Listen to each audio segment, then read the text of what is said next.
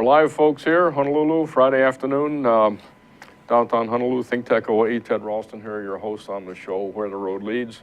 Today we got some really vital and volatile and dynamic circumstances to talk about as our show we're calling The Road That Leads to Vanuatu. And everybody has seen that on the news the last week or so, the devastation taking place down there with the typhoons that have come ashore. In the studio here in Honolulu, we got General Wong, a frequent flyer in our show. And we've got another frequent flyer here, our little UAV, which is part of the stimulation for our discussion. And 2,500 miles away by Skype, we have Dr. Steve Jensen in the staff at Cal State Long Beach Emergency Management, and also at the University, or Massey University in New Zealand. So Steve has a foot on both ice floes there. Anyway, two people really seeped and experienced in emergency management.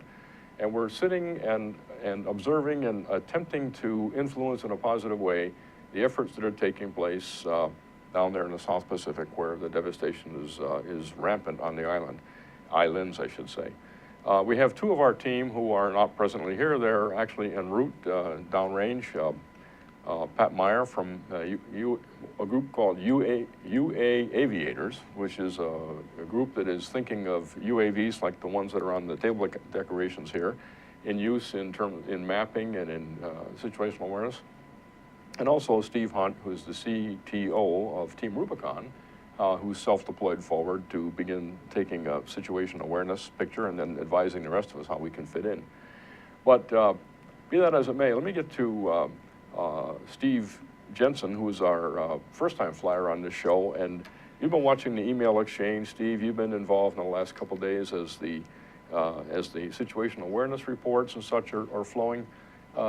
Give your thoughts on how we might use this rear area support and technology such as UAVs and the information assimilation that you are thinking of at Cal State and actually at Cal State San Diego as well, and how we might get some sense out of what's going on down there. Okay. Well, thank you very, very much for having me on the show. I think we need to first acknowledge that Vanuatu is going to be an extraordinarily complex disaster. For this reason, it's the devastation has been very widespread across the island. We saw some horrible devastation in the Philippines with Typhoon Haiyan, but you can still support that from the north and south in the devastated parts of the islands there in the Philippines. This is going to be much more difficult.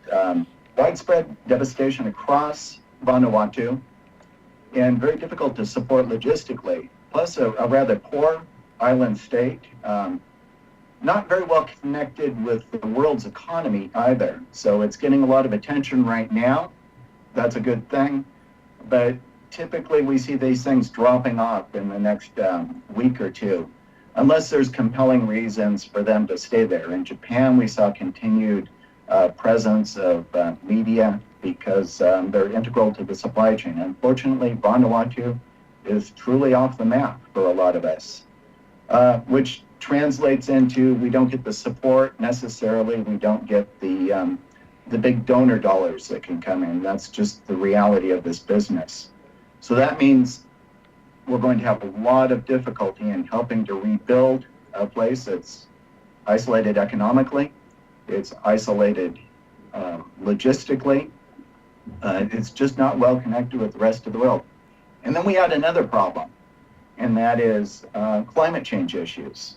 I was with the Director of Disaster Management a couple weeks ago down in New Zealand, the Director for Vanuatu, and he was relating to me the troubles they were already having. This is before the recent typhoon. He was talking about a huge rainstorm that had just hit them the day before we met. Biggest rainstorm in their history, and causing widespread flooding, landslides, road closures, a lot of economic damage. And they're also dealing with sea level rise with, as he related to me, the water already encroaching on the airport. So they were already starting to talk about maybe having to relocate the capital city and move it further up the side of the mountains where it was originally, ironically. Steve, what you've described, if I can just interject here a minute, and let me ask General Wong about that, but it looks like this is sort of a model of what we've been talking about before, of the type of thing we might expect across the Western Pacific. The issues of sea level rise, pushing the populations back, moving them off their islands to some other place, having to restructure even without a disaster. And you add the disaster to it, it just increases the tempo of what we have to do. And Steve mentioned another interesting point here, and that's that just getting the story out in terms of what's going on to avoid the drop-off in attention and the drop-off in support. So, Daryl, this sounds like it's almost like informing the whole Hawaii exemplary state concept that you came up with a couple of years ago in terms of how to act in a more cohesive way, in a more resilient way in an isolated environment such as we are, even more so in Vanuatu. Your thoughts on how we might see these playing together? Well, first I want to comment on what he just talked about, and it's true. You know, Vanuatu doesn't bring any economic value to some other areas, so they may not bring the type of logistics and recovery efforts like you might find in Japan or in the Philippines.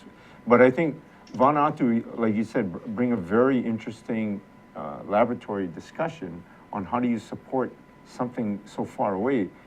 But truly, it is a community that needs logistics, and logistics is everything we need to talk about. And even as we talked before the show started, that this thing has to encompass, you know, everyone on that island. I mean, this climate change is going to change the dynamics and how they live from even their old grandparents 40 years ago. Everyone talks about things are not how it was 40, which is true, and so we need to educate people on that. So this issue of climate change is tremendous, and how it affects the island, so we can learn from what's going on there now, and how Hawaii or any other island nation needs to start thinking about its shorelines, and especially as we talked about, the intensity of rain, the short intensity of rain, which is something most neighbor countries like Indonesia, Philippines, even Taiwan has talked about when we visited them. It's just the change of what has happened in how flash flooding can affect so many things now. And it doesn't have to be the whole island. It just has to affect one portion of it. So we're talking about then informing and also maybe modeling and projecting forward, and even then at least to some kind of optimization that would let you pick a better solution perhaps than we've then just fallen into by not paying attention to it. And that then rolls back to the issue of getting the story straight as to what's going on today and the sense-making of the whole issue. So going back to what you're asking me, so, you know, in the rebuild of Vanuatu, so how do you bring together the people that are looking at climate change that can affect Vanuatu and the economic developers or the economic drivers on that island to put the next city in the proper place where it is a part and parcel of the economy or the ecology of that island, versus driving it to where, you know, the business people want it driven, which is not probably where ecologically it might not be the proper place. Like you were saying, they put it back up in the mountains where it was before, where their forefathers might have thought this thing through pretty well, but not economic viable for bringing things into shore and getting it quickly into a city. That's right. We kind of cluster society around the ports and such because that's where the transportation occurs, but that's also where the tsunamis come ashore, or the typhoon effect will be the greatest by virtue of the washdown and through the streams and such. So Steve, the subject of sense-making out of all this is kind of where we interacted first, you and I, but getting sensors out there, getting information transmitted, bringing it back in a disconnected, intermittent, and limited communication situation. Frankly, the communications is going to be a very big issue there. And then getting the information back to where it can be digested, so we know what we're dealing with. Steve, you've been online with others on how we might proceed here. What's your thoughts? Okay. Well, we did a bit of this in the Philippines a year ago after Typhoon Haiyan. So we were able to fly small UAVs and really just a pilot project to see if this was going to be a viable way of improving our understanding of the impacts of disasters, and it proved to be successful. In the case of Vanuatu, what we would foresee doing is, first of all, flying small UAVs, in this case, probably airplanes, be able to take high-resolution imagery and be able to stitch that together into a composite picture, a high-resolution picture of what's actually happened on the ground. And that's a significant improvement of what we could get off of a satellite, for example. So a satellite, the best we could get is about a 50-centimeter resolution, which is maybe a 1.5 feet. With the UAVs, we can get much, much tighter than that. We can get resolution down to 5 centimeters if we want, which would be an inch or so. And that would give us a good picture of what the damage might have looked like in particular places where we have to look at that in detail. It also allows us to collect that imagery fairly cheaply, inexpensive, rather than having to use aircraft or more expensive satellite time. So that gives us some big advantage. But the idea then is, how do we get that out, process it, and then add it together with other information so that we understand in a fuller way what's actually happened there? For example, we can take that satellite imagery and add it together with what we've done on the ground with the UAVs and get really a more detailed, better map that we can then start to add together with other kinds of information to understand in fullness the impact. And of course, that's going to be something that isn't going to happen in the foreground in the area of action today. That's going to have to take place in the rear area, which means we have to get the imagery collected, bring it back through long haul of some kind to universities and such back in the safe zone, and do the analysis, do the composition, and get it forward. So it's a complicated interchange of information. Daryl's managed many of those kind of real life and exercises here in the National Guard. What are your thoughts, Daryl, on how we can actually realistically execute rear area and deep analytical support for some dynamic situation like this with a very thin communication frame between us? Well, I think it's everything that Steve has talked about, and as we have talked about before. If you fly a UAV that can bring down the kind of imagery in the clarity that you need, and then you can push that out to experts like Steve or to other experts in other universities, and then they come together and they come up with what they see is a viable solution to some problems that they have there. That way, you have people boots on the ground, but as you look at the devastation over there, it's hard to bring anyone there because you're going to have to come with your own food, water, everything else. But if you can bring someone with the technology, and that technology can spread the information back to people external, and as you talk about, making some sense making of all the data that you can put together, and then you can go back to the people that boots on the ground and give them some very viable solutions. There's some really interesting sensors that are being used right now where you can take a whole area, but you can break them up into smaller bits. And you might want to look at the shoreline, or you might want to look at certain areas, but the technology is already there. It's just a matter of how do you leverage that into what we're trying to talk about here, and what Steve had talked about, how to do some sense making with all the data that you can get from the UAVs. You brought up a very important point, and that's that when people actually show up on a scene like that, they represent a challenge in themselves. They have to be cared for and fed and watered and a place to sleep and such, and so they generate a footprint load that you'd like not to have if you don't have to have it. But if they can bring technology with them and extend their capability, then it's worth something. So that's a really interesting issue. How do you decide how much technology to bring in? That'd be a great discussion, with experts like Steve. It's how do you? It's the same of not having about having that reach back. Even as the United States have done a lot in the last 12 years in Afghanistan and Iraq. A lot of it was reach back.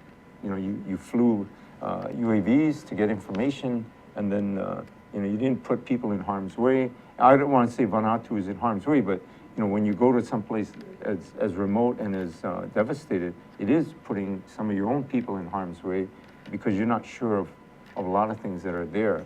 So how do you use what we've done already in 12 years of war in improving, how do you use this reach back capability and taking all the data that you can get and putting it in the hands of smart people, and they come back and give you a solution. Well, one of those smart people is Steve, Right. and the people he's associated with, and Eric Frost down at San Diego State, and Chuck Devaney, our own agent here from UH, and others. Let's pick that up as we come back from our first break here, which we'll take, and we'll see you all in about 30 or 40 seconds.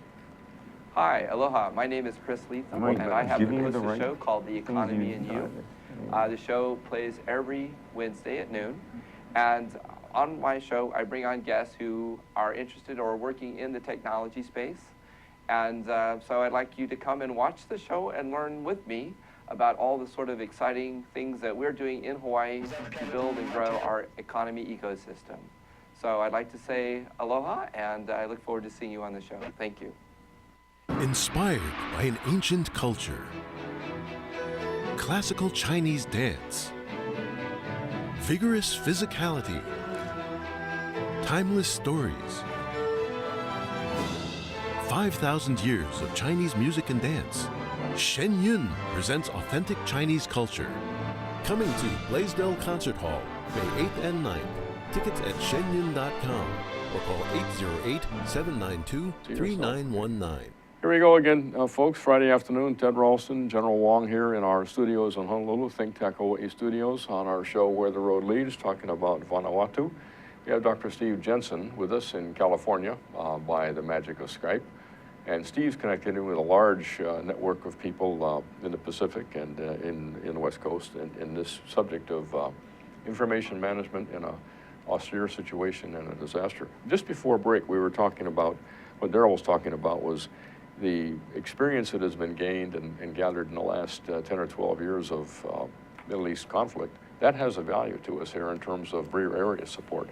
So we've got people like us here, we've got UH, we've got people at HPU, we've got people at Cal State, we've got San Diego State, we've got Massey University, people all over the place. We've got some people at Carnegie Mellon that are thinking about this, and George Mason. How do we get a picture of that capability set and generate a bridal registry, so to speak, that has it all together, where we can then, when something like this happens, call upon that registry to go forth as best it can? How would you think about that from your experience running the Guard? Because you've got NGOs coming at you and things, I would think. Well, I only bring it up because that's what the Guard does. We take all their training in one area and quickly move it to domestic operations in another area. And it's the same with any university. I mean, they're training to something, but they can always take it over to helping a natural disaster. So it's kind of using things you already know and then modifying it to a natural disaster. And I think you have, like you were just saying, all the institutions that you mentioned, with the way that technology is nowadays, the way that we collaborate, and using Kevin Montgomery's collaborate.org, the idea is bringing as much information and coming up with the best solution out of that information. So that's interesting. Collaboration, again, is that way to build the power base together. And we could use something like, in fact, IntelliSense could be used to generate this registry of people, not just collect data. Hadn't thought about that. We should go to see Kevin and have him think of his system being an organizational system. Steve, we got to get you up to see Kevin Montgomery up at Stanford at some point in time. Next GIFIX, as a matter of fact, would be an opportunity to do that. Absolutely, we need to get on up there. And so it's generating a soft and easy form of collaboration. Then we still have to respect the incident command or whatever the country's needs are. I was reading the SITREP that came today from the United Nations, and Vanuatu has its command structure in place. It is generating its need statements, so we still have to respect that and fit in where it makes sense. And we've got people on the ground trying to interpret that for us in a positive way. Steve, what kind of reaction are you getting out of your friends in New Zealand in terms of how they're thinking about supporting this particular incident? Well, in New Zealand, they're very tightly tied with the Pacific Island states, with the small island states. The populations are very mobile. So there's plenty of people in New Zealand, from Vanuatu, from Fiji, from Tonga, Samoa. So there's very strong family ties. The economies are tied more closely together. The politics are more integral. They're just more integrated with what's happening up in the Pacific. A lot of sharing of scientific knowledge of different technologies. So it's a great place to be able to base this type of operation. It's a natural. Are there different technologies or methods, or more like the United Nations operations versus U.S. operations as defining the character of response out there? Well, we know a little bit about the incident command system in New Zealand. We had a hand in designing and building that for New Zealand. And in fact, it's become a model for some other countries as well. They call it the New Zealand Coordinated Incident Management System. And it's based largely on the incident command system that's used in the United States, a very simple pared down version of it. And that's fairly common in most countries now. They're moving to some version of that, which is good. It allows us to have some level of interchangeability of personnel and systems. So when we're on the ground, responding and helping the government of Vanuatu, we would understand pretty much how they're going to be approaching the response to that disaster. I was with the director of emergency management I mentioned earlier a couple weeks ago, and that was at a conference in New Zealand, and there were some small exercises that were done as part of that conference. So that allows more of a common understanding about how we would be approaching these things. Well, that's good. That gives us a great way to start framing up the kind of support and the nature of how that support might interact with other elements of support, because we're using a common incident command system here. And in fact, Steve came from CAL FIRE, where I think that really kind of generated the incident command system in the first place. Absolutely. So, good strong connection. Back to the issue that Darrell brought up about training. There's no way we could train across all these dimensions and all these participants. How do we deal with that issue of the fact that every time we do this kind of a response, it's different participants, it's emerging technology for that matter. Can we think of some kind of tabletops or some kind of Pacific Islands related virtual exercises that would be useful just to bring into focus these gaps, as it may be, or even the opportunities? Have we ever done something like that? Sort of a virtual tabletop across in some area? Normally, well, I'm not sure how Steve does it in New Zealand, but here in Hawaii, we have our hurricane exercises, and we do tabletop exercises with executive level people. And then you get further down into your into more of the worker bees and things. I think the important thing is, as Steve has talked about, the ICS system, like a lot of people are adopting it. Indonesia is using it, their BNPB. I'm not really sure where the Philippines is, but command and control is probably the most important thing. And then, to me, globally, there has to be some basic way of how you manage a disaster. And then all disasters are local. Even Vanuatu, as Steve was saying, it is managed locally. But then how does the local government there feel that they are still leading this thing while the rest of the world is coming to its aid? And we understand how they want it managed based on their culture, sensitivities, based on a lot of different things, versus just coming in with a ton of money and a ton of goods that maybe overloading them, as we've done before, where even in the Haiyan thing, where people wanted to donate so much clothing and things, but it actually puts a load on the logistics system versus donating money and letting the local people use it correctly versus just inundating them with stuff that they may not need. That's a good point. I was reading in today's sit rep out of the United Nations, OCA, that they're having to put some commissioner in to take care of all the stuff that's showing up from the NGOs, because they didn't order it, they didn't ask for it, it's showing up. And it may be perishable, it may have certification issues, and they've got to put somebody in place to decide what to do with it. So there is that level below the ICS where the logistics has to have an ICS component as well, doesn't it? Sort of a logical flow in, which... It's key because you can have all this stuff, but all these things are coming into ports. It's going to take space. It's going to take someone to offload.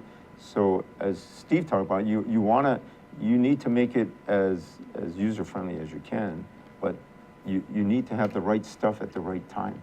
You know, this goes back to an exercise we had here a month ago, which we were speaking of. I think it was dealing with a Pacific Island event of some kind, and we discovered that the private sector was missing from the discussion. It was all the government responders and USAID and PACOM and such, but this equipment that's piling up down there is private sector equipment. It didn't come from the military. It probably came through the NGOs and the private sector. So getting the private sector involved here, because they are the ones who are providing the material and the transportation. We really need to include them in exercises and planning and such here. But again, you mentioned training. It just struck me, next week is Primo here in Hawaii. Pacific Risk Management Ohana is the name, is the title. And it's, I think, Pacific Disaster Center is a big sponsor of it. But this very subject would be something we have to bring up, make sure it gets discussed next week at Primo. And we have NDPTC, National Disaster Preparedness Training Center, right down the street, where, in fact, myself and others are doing a training program on Monday on UAVs in this kind of a circumstance. And we'll certainly bring today's discussion into that session. Because we're going to have to go develop training, exactly as you said, to deal with these issues. But what I'm intrigued by is the fact that the ICS, as Steve points out, is a framework that's starting to grab universal attention, so we can at least have a framework to work from in terms of putting together how people should interact. I think that's interesting. Now Steve, today's situation, we don't really have that registry of people who could respond or universities who are willing to contribute. We're doing it all by emails. The emails are getting jammed up. We're getting emails that now have 30 other emails attached to them in just the last couple of days.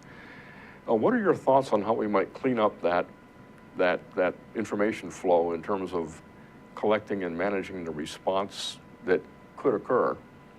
How do you think about doing that? Okay. This is all part of the process. So we started talking about these things a couple years ago in exercises. We had the opportunity to practice some of this a year ago in the Philippines, and we got better at it.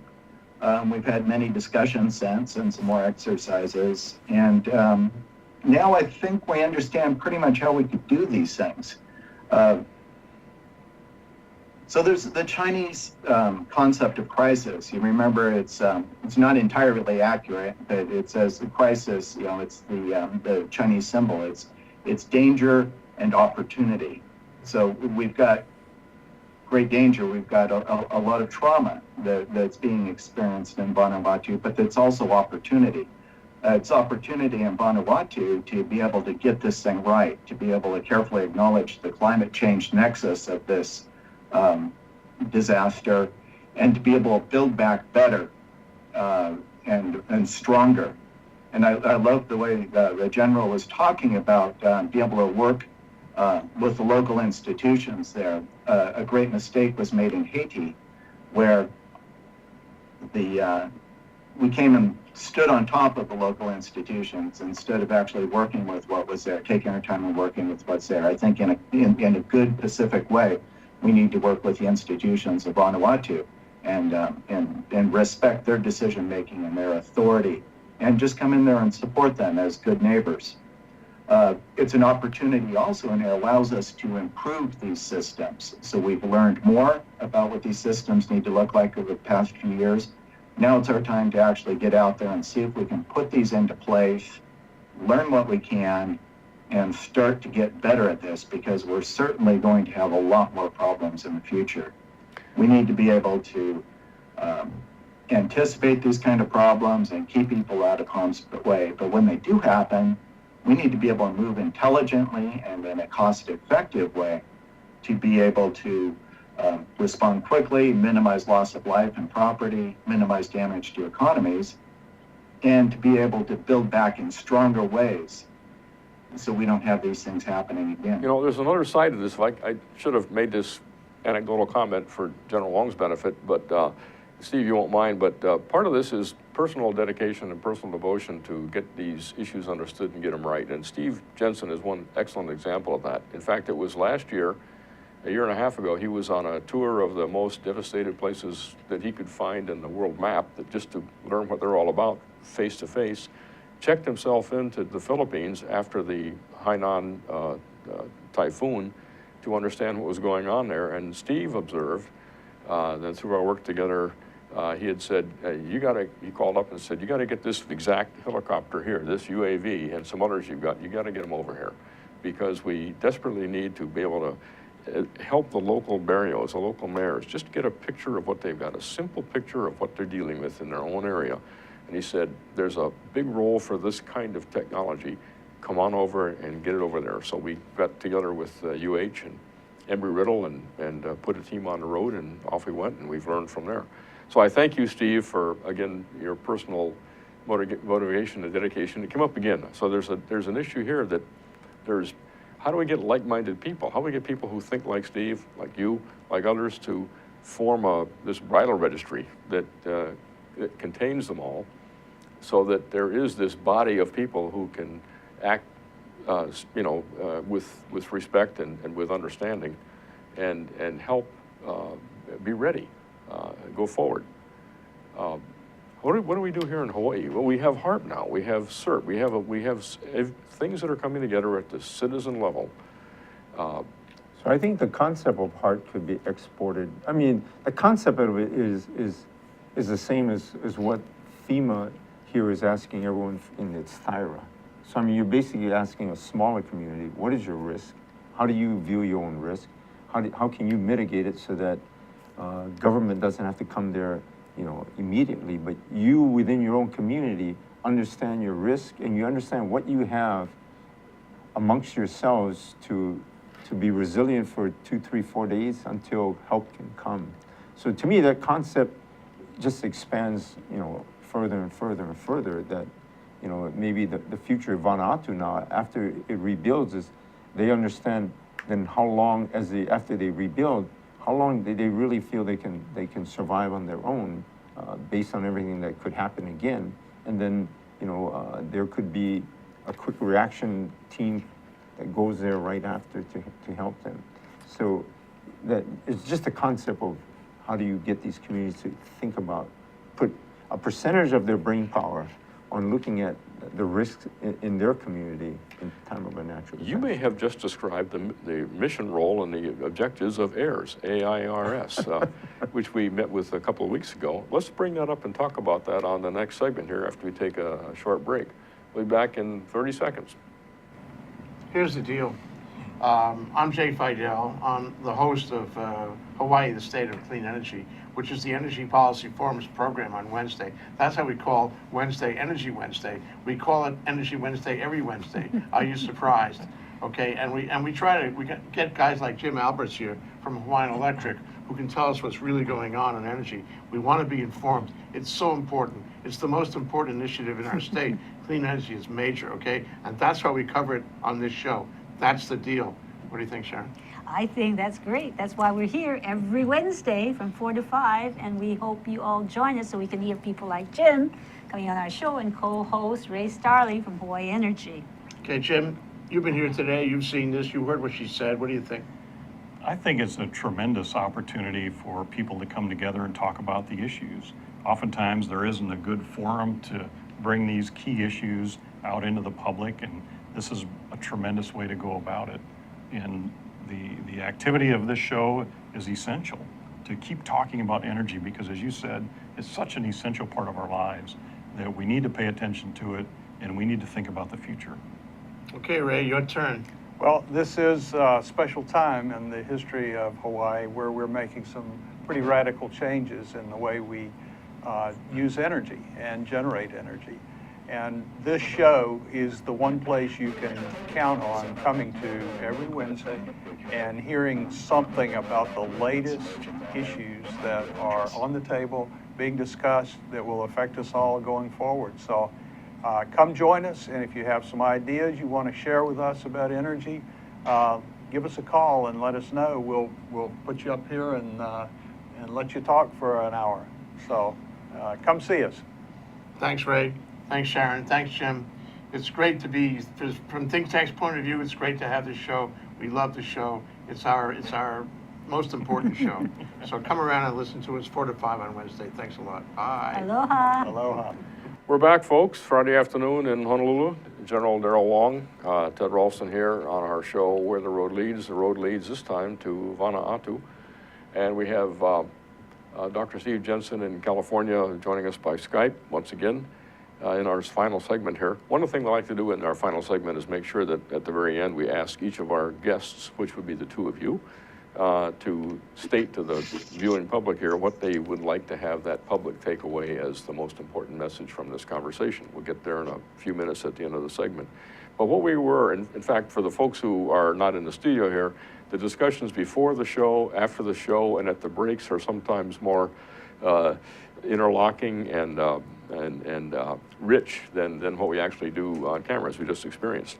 The subject that we turned to at the last segment was the larger understanding at a community level, at how we get personal commitment and personal appreciation of the need for becoming resilient, and how that translates into an awareness across this state, across into other areas, and how we push that understanding up so that people get the picture.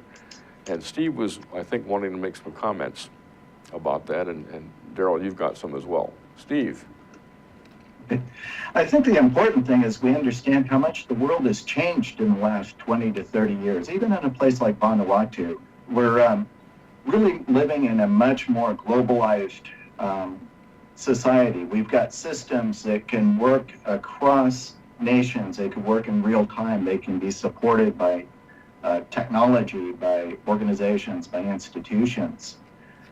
In the case of disaster response, this is very much what's happening. We have an international, we have a globalized system that is kicking in here and helping out the people of Vanuatu. We're talking about a new element that we're going to be adding into that with the imagery, with the satellite imagery, with all kinds of sense making that can happen, and maybe even the expert analysis that can assist the people on Vanuatu in figuring out what they need to do for themselves to be able to move beyond. So all that is happening at the global level. At the local level, the important thing is, as you said, to be able to build that personal resilience, but then to also realize that they've got a big support system that they can tap into, a big globalized support system that's there to help them. It's a bit fickle. It's going to offer different levels of help to different places, but it's incumbent upon us to realize that all of our futures are inextricably tied together, and the people of Vanuatu are important to us, and we need to be able to offer a high level of care and assistance in getting through this tragic time. So we've got to find a way to sort of illustrate that the coming issues in the future and sort of figure out who owns the future.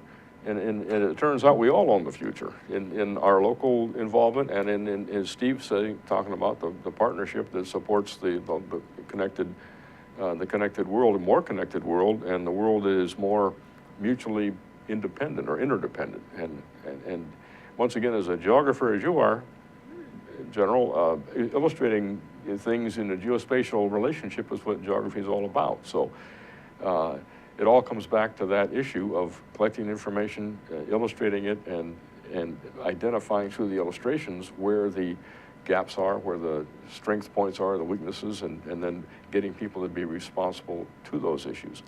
So this issue of understanding, this issue of joint ownership, this issue of participating in the future, designing the future, and owning the future and then how that future is affected by the parameters that Steve mentioned, the global environmental change, and how that's accelerating and has been accelerating in the last 20 years.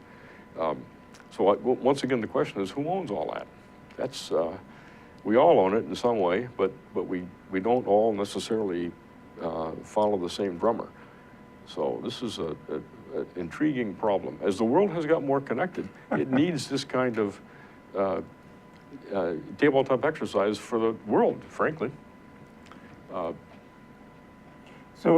But like Vanuatu, I mean, like most of the countries in ASEAN, you know, they have militaries, you know, they have a similar, they use their militaries for disaster response. I don't, you know, Vanuatu, I don't know enough about it, but, you know, but they don't have that component to immediately bring to the fight. So again, you know, the whole idea is there has to be some basis of how do you manage these things. And I think, you know, with smart people like Steve and all these other universities that are brought in, the object is how do you bring the right blend of technology with academia and with the operational people like Steve and come together in a forum and say, how do you bring the right amount of each to bear on a problem so that you're not over-tasking, or you're not inundating the problem, but you're going to bring it in the right form and in the right way so that, you know, in Haiyan or in Japan, you need to bring something quickly, really fast. In Vanuatu, you can't do that. You'll overrun the logistics portion of it, or even, you know, you might put more of a burden on the island than you really need. So these are factors in training for sure, and as you mentioned in the .edu community, to figure out how to include these in the emergency management training syllabuses and such. It goes back to modeling. You know, I don't have an answer. I like to think we can figure these things out from an analytical perspective, but I think it's almost more insight-based and experience-based from, again, tabletops and things. But this is a fascinating challenge. Well, because a lot of people are developing technology in how they want to develop technology versus getting the real operational people like Steve to say, here's the problem set, this is what we need, and help build a technology to get us to this, and then teach the future people to think that way as they look at building this technology. That sounds like it's all EDU to me, and start with K through 12, Hawaii exemplary state, and sort of expand that to the other areas. So we have this challenge always of fixing the immediate problem, which is a typhoon devastation today, and at the same time not losing sight of the future, but not spending so much time on the future we can't fix the current problem. So that's that old balancing act in there.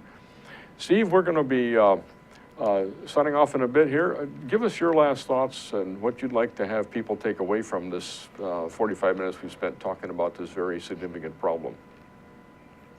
I think we need to understand just how much the world has changed. Again, it's this idea of crisis and opportunity, danger and opportunity that's in front of us. We've got extraordinary problems in our cities. We've urbanized.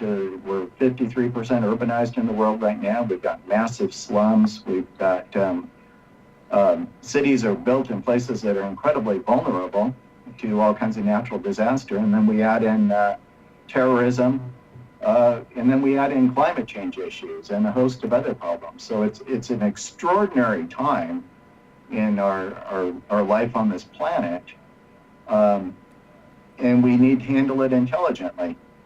Now, we've got all that going at the same time we're understanding disaster better. The United Nations just hosted a major conference in Sendai, Japan, concluded this week, and it lays out a new framework for dealing with disaster.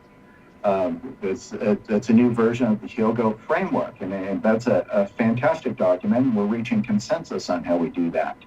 But that's a lot of talk, it's a lot of paper. What's incumbent upon us now is to really put those systems in place on the ground to be able to deal with these extraordinary problems we have in front of us. So it's almost like we're in a race. You know, we've got some horrendous things happening, but then we've got a new awareness of these problems and the technology and other ways in which we can actually start to deal with these things. And it's over to us. It's to what we do in Vanuatu in the next few weeks, how we are able to develop this system that's just starting and developing into something that can really allow us to do our disaster response and recovery and rebuilding, do it in a more intelligent way, do it cost effectively, and do it in a right way, a way that's appropriate for Vanuatu. That's a really complicated end statement, Steve, and hard to digest, hard to capture that in a simple, succinct statement. But we're talking about a high level of social responsibility that we might not have seen before, driven by the way the world is changing. Maybe social media is a component of the answer here that we haven't talked about, and certainly we haven't brought up cyber yet, which is another aspect of it, which are future discussions here. Your comments, sir, as we close out this session. First, Ted, I want to thank you for introducing me to Steve. I mean, it's really a pleasure to hear everything you said, Steve. I've spent a lot of time in New Zealand, so New Zealand has a soft spot for me.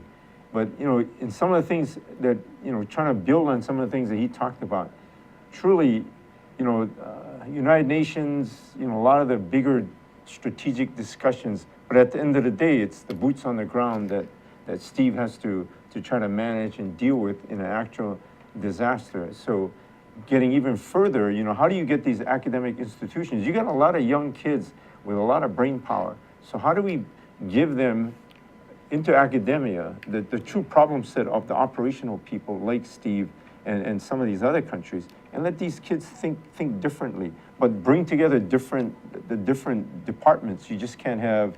So the other day we were just talking about fire ants. So, you know, you have the fire ant, which department is that?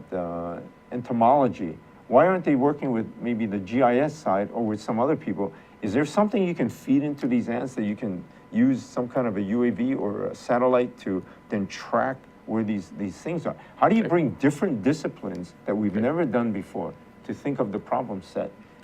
And the problem set will come from the operational people like Steve that has this problem, rather than letting academia just do.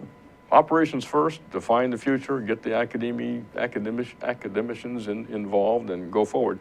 We've probably defined 4 different future programs on here, sir. Thank you very much. And Steve, thank you. And at this point, we have to surrender the studio to the next hour. So thank you very much, General Wong. Again, as usual, thanks. sir, our frequent flyer. Steve, thanks very much for joining us.